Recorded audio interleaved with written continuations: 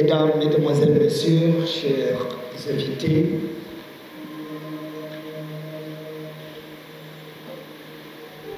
chers responsables de différents médias, publics ou privés de la presse, c'est un honneur et un privilège pour moi de vous avoir encore aujourd'hui pour procéder à un événement qui est rare. Rare parce qu'aujourd'hui, l'on se pose souvent la question de savoir pourquoi écrire. Pourquoi écrire, d'autant plus que dans le monde où la technoscience a été érigée en déesse et où les réseaux sociaux se sont accaparés pratiquement des mentalités et de la vie sociale et sociétale, on arrive à se poser la question si le livre a encore sa place. La lettre, en ce moment, est en voie de disparition. Nos us et nos coutumes d'antan ont été réellement bouleversés par l'apparition des nouvelles technologies de l'information et de la communication. Il devient plus facile de faire une vidéo de 3 secondes à 20 secondes sur TikTok et puis de toucher le million de personnes dans les 72 heures qui viennent, que de pouvoir mettre son savoir-faire ressortir dans un livre, et encore un livre de plus de 200 pages, un certain nombre de vérités qu'on veut communiquer. Nous sommes loin bien sûr de l'âge où pratiquement le sacré livre rouge de Mao Tse-tung a élevé le communisme comme étant l'une des philosophies les plus puissantes du monde, au point de mettre un tiers du globe totalement sous sa bannière. Ce n'est plus l'âge du livre, dit-on. Et peut-être c'est mal pensé ou alors mal comprendre l'évolution du monde. Nous restons convaincus en ce qui nous concerne qu'il y a encore, bien qu'il soit rare, une catégorie de personnes, et votre présence justifie d'ailleurs notre assertion, qui, de manière authentique, croient qu'en lisant, comme disait Marcel Proust, la lecture multiplie l'existence. Nous pouvons donc multiplier notre existence simplement en parcourant les pages d'un livre et en apprenant de ceux ou de celles qui nous ont précédés. Aujourd'hui, donc, vous me voyez heureux de vous savoir aussi nombreux pour pouvoir suivre la présentation de ce que j'ai appelé un chef-d'œuvre. Excusez ma modestie, et vous le constaterez quand vous aurez l'occasion de feuilleter les quelques lignes qui se trouvent dans ce livre ou dans ce roman. Cicatrice n'est pas un livre comme les autres. Bien sûr, il en ressort une dimension pédagogique, mais c'est d'abord une histoire. Une histoire basée sur des faits réels. Nous avons voulu masquer un certain nombre d'éléments afin que des personnes qui pourront le lire ne se trouvent pas indexées. Donc tout ce que vous pourrez voir dans ce roman s'apparentant à l'un de vos proches, ce n'est qu'une fiction. Je tiens à rappeler que nous vivons pratiquement tous ensemble dans ce monde les mêmes réalités et que le plus souvent c'est l'approche de ces réalités qui fait toute la différence. Je suis Jonathan Kamtenunga et c'est un honneur pour moi de présenter cet ouvrage appelée cicatrice.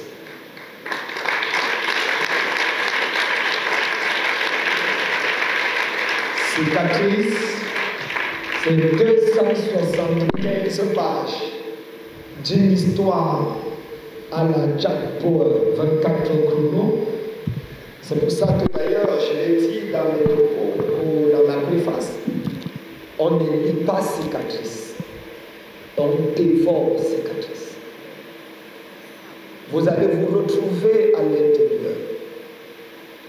Vous allez vous identifier à chaque personnage et apprendre au travers des blessures, que dis-je, des cicatrices de l'auteur. Vous allez tirer des leçons afin que la sagesse que vous incarnez déjà puisse, dans une dimension exponentielle, être manifestée. Vous savez, c'est David, le Breton, qui disait « Les sacrifices sont d'abord des significations ». Il y a donc un message qui ressort dans chaque cicatrice. Il y a une raison d'être. Qu'est-ce qui a causé la blessure? Et de la blessure, qu'est-ce qui est ressenti? Et si vous voyez aujourd'hui cet ouvrage que je vais vous présenter, c'est parce qu'effectivement, je suis pratiquement d'avis avec Jean le IV lorsqu'il disait, et je cite, « Une œuvre d'art, c'est d'abord un monceau ou alors une montagne de cicatrices. » Ce que nous célébrons et accueillons aujourd'hui, à la limite, nous vendons à des prix exorbitants, ont été la résultante d'une douleur que certains des créateurs artistiques ont dû traverser. Et sous forme de peinture ou d'écrit, ont réussi à pouvoir présenter au monde une image qui transmettait un message. Et le message était le produit d'une cicatrice. Le livre que vous allez avoir, et je l'espère, vous allez dévorer, est l'histoire d'un homme appelé Charles Gomez. Il est l'acteur principal. Charles Gomez est un jeune entrepreneur qui fait dans l'immobilier et qui se retrouve être prospère. Il étend son empire dans pratiquement 5 pays et tout le réussit. Il a une merveilleuse femme et 2 extraordinaires enfants, une fille et un garçon. Jusqu'au moment où un jour, il a un ami qui vit au Canada et pour qui il a un certain nombre, qui est plus évolué que lui dans le domaine de l'entrepreneuriat, qui s'appelle Jonathan Tremblay. Cet homme est un opérateur économique qui traite avec des chefs d'État. Et depuis un certain temps, il a un projet de construire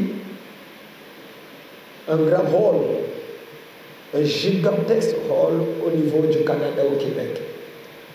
Et Charles Gomez aimerait bien gagner ce contrat qui va à des milliards, des centaines de milliards de francs. Ça va bien sûr booster et élargir son domaine d'action, le permettant de ne plus simplement être sur le plan national ou africain, mais d'aller même dans un plan international. C'est ainsi que pendant 2 ans, il va littéralement faire la cour à Charles Gomez. Mais Jonathan Tremblay est reconnu comme étant un entrepreneur très rigoureux. C'est le genre d'homme qui, pour te donner un marché, il faut que tu fasses des preuves. Il a une mentalité américaine et il a une logique européenne, bien qu'il soit un peu de souche africaine. C'est ainsi que pendant 2 ans, il va chercher. Finalement, ils vont se rencontrer dans un voyage que Charles Gomez va faire au Canada. Et puis, il va réussir à convaincre Jonathan Tremblay et lui dit, écoute, voilà, je vais te donner le marché, mais il faut qu'on vienne voir ce que tu as eu à faire en Afrique. C'est comme ça que toute l'équipe de Tremblay va se rendre en Afrique et ils vont voyager dans pratiquement tous les pays. de la capacité, de l'efficacité, même de l'efficientité de Charles Gomez. Et ils vont donc décider de se donner rendez-vous pour signer le contrat. Le premier accord est donné. Et puisque ça s'est passé, les personnages sont béninois, togolais en Afrique de l'Ouest, ici en Côte d'Ivoire également. Alors, lors de ces rencontres, il accompagne Jonathan qui, à partir de Lomé, ils vont prendre le vol pour partir. Et là, il se rappelle qu'il a un ami d'enfance. Cet ami d'enfance, il va décider d'aller lui rendre visite. C'est aussi un entrepreneur. Quand il lui rend visite, il parle, il dit « Ah !» Et c'est là où la discussion dans les différents chapitres sera intéressante. Et il lui parle de ce qu'on appelle le trading. En lui parlant du trading, il va lui parler d'une organisation appelée MESEJ. MESEJ, comme vous allez voir d'ailleurs le nom au niveau de la couverture du livre, sur un des bâtiments du livre, il va parler dans cette optique, ils vont lui parler. Charles, lui, il est pragmatique, il n'aime pas dans ce genre de choses, il ne veut même pas entendre ça. Mais malheureusement, c'est son ami intime qui va le convaincre, lui parler, lui dire, en tout cas, on sait que tu n'as pas besoin d'argent, mais ça peut aider les gens. C'est comme ça qu'il va mettre 5 000 $ dans l'entreprise, dans le but de pouvoir voir ce que ça fait, et puis ça va marcher. Et c'est comme ça qu'il va dire, ok. En parlant aux autres, plusieurs sont intéressés et ils mettent leur argent dans... Cette entreprise est dirigée par 3 personnes dont les noms sont cités à l'intérieur, et je répète, une vraisemblance n'est que imaginaire, bien que cela soit basé sur une histoire vraie. C'est ainsi qu'il va investir et malheureusement on va se rendre compte que c'est un peu à la pyramide de Ponzi. Les premières personnes sont des personnes qui bénéficient et plus ça passe, ça devient une histoire assez rocambolesque. C'est du tralala. C'est dans cette optique donc, pour lui, il va conformer un comité, ça va commencer à prendre une certaine ampleur et il va décider de poursuivre les personnes. Et pendant qu'il poursuit, je vous rappelle qu'il a un contrat au Canada et il doit les signer. Donc, il met sur pied les services juridiques qui vont essayer d'interpeller les personnes qui les ont arnaqués, lui-même étant victime. C'est dans cette position qu'en allant au Canada, il y a parmi les gens un autre qui avait souscrit qui s'appelle Jana. Jana, lui, il est un faux ami de Charles. Il va donc décider d'une manière ou d'une autre de profiter de l'occasion, puisqu'il est jaloux de Charles, de pouvoir retourner tous les souscripteurs contre Charles et dire, écoute, les messieurs là qui sont venus, ils sont partis, nous on connaît que Charles. On va poursuivre Charles pour que Charles nous réponde en remontant l'histoire contre Charles. Il plaide cela de poser pendant que Charles se retrouve au Canada. Il va se retrouver dans une posture très délicate. Alors, Charles ne sait pas quoi penser parce que ce Diana qui est jaloux de Charles a également une aventure avec la femme de Charles. C'est là où ça devient encore intéressant. Dans cette aventure, l'objectif, ayant toujours vu Charles comme quelqu'un pour qui tout réussit, pourquoi pas lui, il va chercher à s'approprier tout ce qui appartient à Charles. Et vous voyez, ce sont des histoires que nous vivons tous les jours. Vous avez des amis qui ne sont pas réellement vos amis, mais qui en réalité sont avec vous uniquement parce qu'ils attendent le moment fatidique de votre chute pour pouvoir démontrer par A plus B que eux, ils sont meilleurs que vous. C'est ainsi que Charles va appeler ses avocats pour lui dire, écoute, il y a un problème qui se passe. Il faut rapidement éteindre ça. Et vous savez, les affaires n'aiment pas ce genre de choses. Il y a une plainte contre toi pour escroquerie, pour ceci. C'est ainsi que Charles va demander aux avocats, et l'un des avocats, un avocat principal de Charles, c'est Maître Ouekele.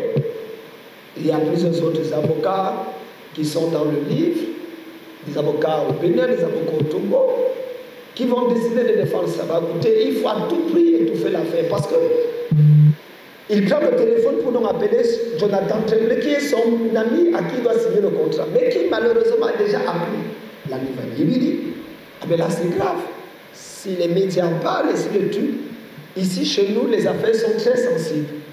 Dès qu'on trouve que la personne qui est supposée prendre le contrat a déjà des antécédents, la plupart de mes créances ou des fournisseurs, comment on appelle ça, des investisseurs commencent à se rétracter. Donc vraiment, il faut à tout prix résoudre ce problème le plus tôt possible. Sinon, tout sera long. Ça devient le champ de bataille. Il va donc se battre au milieu des conflits, des incompréhensions, des trahisons.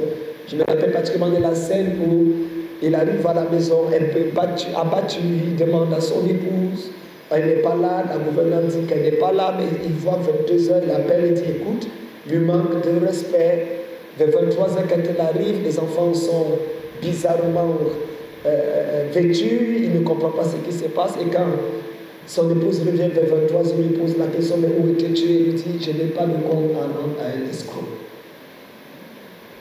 Il est dépassé. C'est la femme avec qui il avait tout donné, s'était investi, avec presque tout sacrifié qui pouvait lui sacrifier à lui. Et c'est là où beaucoup de vérités vont sortir au fur et à mesure.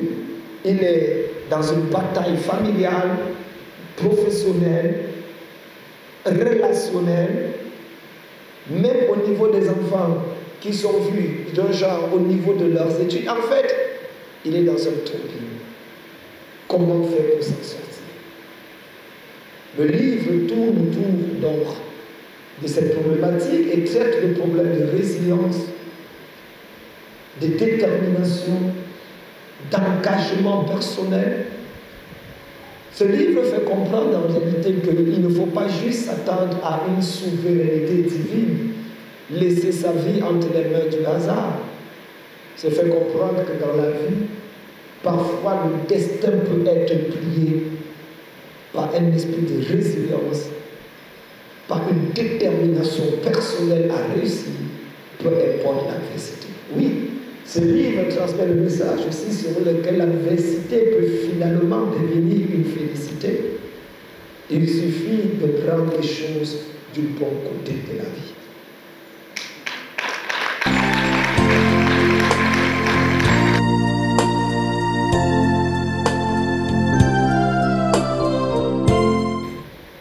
Nous pensons que la société ivoirienne, également avec les crises post-électorales, non pas seulement se révèle guérir de ses blessures, mais de savoir gérer les cicatrices. Qu'on le veuille ou non, nous sommes à une année électorale et c'est la raison pour laquelle d'ailleurs cicatrice vient également comme une réponse pour faire comprendre aux gens que même si on ne peut pas effacer les cicatrices, on peut les utiliser pour pouvoir avancer. Il est possible que les cicatrices se transforment en point de beauté. C'est le challenge et le défi existentiel que devrait avoir chacun d'entre nous. Utiliser nos cicatrices pour en faire des points de beauté. Au point de les présenter aux yeux du monde sans aucune gêne, sans aucune crainte, et faire comprendre, écoute, cette cicatrice raconte une histoire. Peut-être pas toujours rose, mais une histoire qui transmet ce message. J'ai survécu. La Côte d'Ivoire aujourd'hui, pendant qu'on le fait d'ailleurs, c'est également la Commerce Channel Global Corporation, la plus prestigieuse aumônerie et agence humanitaire qui est en ce moment. Nous travaillons dans ce même sens pour pouvoir voir à ce que les plaies et les cicatrices au sein de la population ivoirienne puissent être littéralement transformées en bonne beauté. Nous avons des actions d'ailleurs, plusieurs parties du livre, que nous comptons mener dans les jours qui viennent, dans le but de pouvoir aider les couches marginalisées, les personnes, soutenir le gouvernement dans cette préparation délicate des prochaines élections présidentielles en tant qu'institution accréditée aux Nations Unies. Nous avons eu à travailler d'ailleurs avec les élections présidentielles au Tchad, nous avons travaillé dans plusieurs pays où nous avons supervisé les élections et apporté et apaisé les populations par rapport à ça, car les troupes ne sont jamais bien pour personne. Je vous remercie. Merci déjà. J'ai entendu parler de l'aumônerie. Je ne sais pas s'il y a une question liée à l'aumônerie, mais c'était peut-être plus quelle est la cicatrice qui m'a le plus affecté et comment j'ai fait m'en sortir. Honnêtement, s'il faut revenir sur un plan personnel, la chose qui m'a probablement le plus affecté, c'est une histoire qui s'est passée, je pense. On a des hauts et des bas, mais je pense que c'était la déchirure familiale. Ça, c'est, je crois, la cicatrice qui m'aurait le plus affecté. Je traduirais le mot par trahison. La trahison de ses proches, de ses amis. C'est peut-être l'une des raisons pour laquelle, pour ceux qui me sont proches, l'une des choses que je ne tolère jamais, c'est la déloyauté. Dès que la déloyauté apparaît de manière radicale, la séparation est drastique. Drastique. Je crois que c'est cette blessure qui m'a le plus affecté, le fait de savoir que, à un moment donné de ma vie, je me suis livré à des personnes, je prenais les choses de manière telle qu'elle était, et sur le plan personnel, familial, et puis ministériel, tout a été sacrifié uniquement dans le but de pouvoir aider les autres. Et puis tu te rends compte que les personnes qui sont les plus proches de toi, à qui tu as sacrifié littéralement ta vie, sont les premières personnes qui se sont levées et qui se lèvent pour te détruire. La cicatrice familiale, la rupture et la séparation pour moi, avec mes enfants, avec ma famille, a été une douleur incroyable. Maintenant, c'est une suite d'événements qui est arrivée avec ce que j'appelle la trahison par les proches dans le ministère. Au point où les gens peuvent se retrouver et dire que son nom ne soit plus cité. Ton propre frère, ta propre soeur, même père, même mère, tout le monde se retrouve et dit ce monsieur est fini. Les gens qui comptaient sur toi pour envoyer les enfants à l'école, dont tu étais la fierté dans le monde entier, ils avaient du travail dans des ministères en citant simplement le nom. Je suis le frère de tel, la sœur de tel, et ça leur ouvrait les portes, puisque le monsieur était conseiller à la présidence de la République, de plusieurs chefs d'État. Vous voyez, il y a des choses que du jour au lendemain, bam, pour vous relever. Vous passez pratiquement un an et les médecins vous disent vous n'avez plus le droit de consommer du sel parce que votre tension, si vous vous retrouvez, je crois que certains d'entre vous comprennent ce que nous voulons transmettre. Vous arrivez tellement en bas que le bas vous regarde de haut. Cicatrice, et comment est-ce que nous pouvons gérer ou appréhender les différentes choses. Je crois que dans mon avant-propos, j'ai dit quelque chose d'assez fort sur les cicatrices. J'ai parlé de chaque cicatrice et la marque d'un combat mené, le vestige d'une douleur surmontée. C'est l'histoire de ceux qui ont souffert, mais qui ont survécu. Dans cicatrices, nous voyons blessures. Dans le côté passé, une blessure que nous avons eue suite à un événement, un accident, volontaire ou involontaire, qui a créé sur le plan physique, physiologique ou alors même psychologique et même pourquoi pas spirituel, un certain traumatisme et qui automatiquement a redéfini une certaine vision de la vie et des relations que nous pouvons avoir avec autrui. Ces blessures donc automatiquement étaient là et elles étaient saignantes. Sauf que le temps passant, juste le facteur temps Mais au-delà du facteur temps, le facteur remède, disais-je tantôt, va permettre à la blessure d'être guérie. La guérison de la blessure va laisser une cicatrice. Et la cicatrice vient justement pour rappeler deux choses. Il y a eu une blessure, mais il y a eu une victoire. Ce qui veut dire que dans la cicatrice, nous nous rappelons d'un passé houleux, mais avec la joie de savoir qu'au travers de ce que nous avons traversé de difficile, nous sommes ressortis de là grandis. Nous avons appris quelque chose qui nous permet aujourd'hui d'affronter. Et nous pouvons présenter cela comme un trophée pour dire j'ai souffert, j'ai survécu, et si je l'ai fait, vous aussi vous pouvez le faire. Donc c'est une dimension de résilience qui parcourt d'ailleurs tout le livre et tout le roman.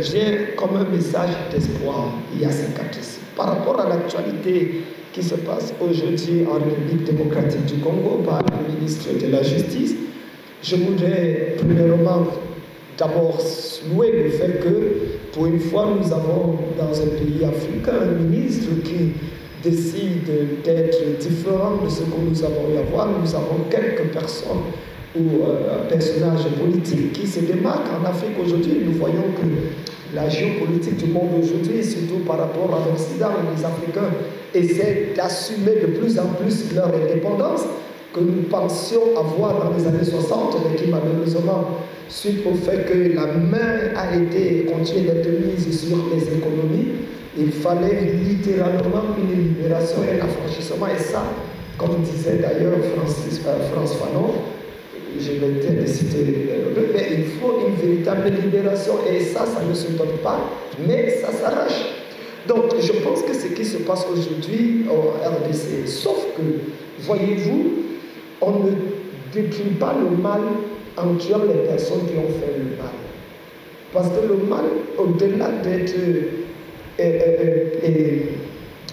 accompli par des humains, il faut regarder le problème dans le fond.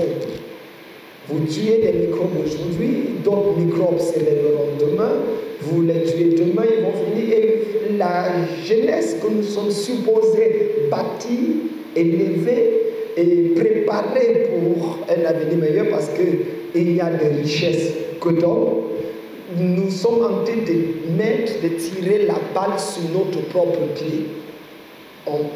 Il y a d'autres manières de résoudre le problème. Je suis d'accord avec l'idée, mais quant à l'exécuter, je pense qu'il faudrait faire un tri. Prendre 2 ou 3 selon un principe biblique. Il est préférable qu'un meure, que tous meurent. Donc on peut prendre quelques têtes de fil et puis les exécuter, mais donner la chance aux autres de pouvoir se rattraper. Je me dis que cette approche serait meilleure. Qu'à cela me tienne, je ne suis pas là pour juger les actions d'un gouvernement ou alors encore mieux d'un ministre de la Justice qui pour moi je trouve très difficile. Mais cependant je pense que la meilleure approche serait de faire concourir plusieurs autres acteurs sociaux tels que les psychologues, pourquoi pas les pasteurs et également les pères de famille, comprendre que si ces enfants n'ont pas été abandonnés dans leur famille, s'ils ne sont pas retrouvés dans un mariage où le divorce les a littéralement fragmentés, et comment faire donc sur un plan purement psychologique les empêcher qu'ils arrivent à devenir ces microbes. Je vous remercie.